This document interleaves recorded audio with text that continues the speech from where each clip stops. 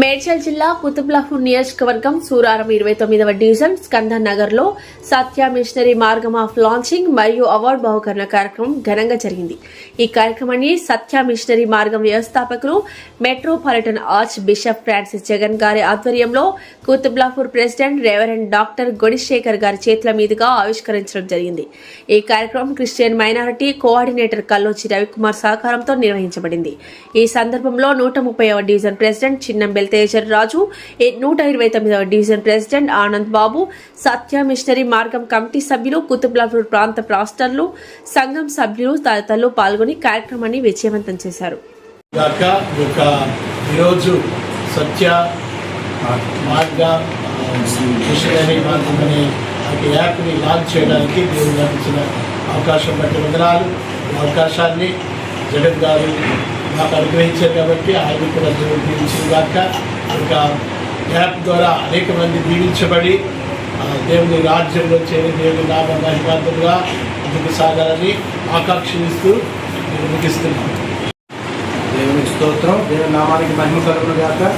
ఈ యొక్క సత్య మిషనరీ మార్గం యాప్ ఈరోజు లాంచ్ చేయడానికి ఇది దేవుని చిత్తం, దేవుని ఏర్పాటు, దేవుని ప్రణాళిక.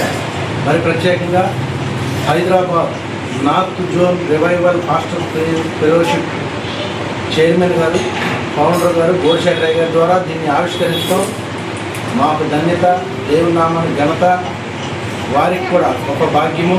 ఈ అవకాశం ఇచ్చిన మరి మా యొక్క గురువులు, పెద్దలు, అపోస్తులు, మరి డాక్టర్ రెవరెండ్ సింగరాయన్ జగన్ ఫ్రాన్సిస్ అయ్య గారికి ప్రత్యేకమైన వందనాలు.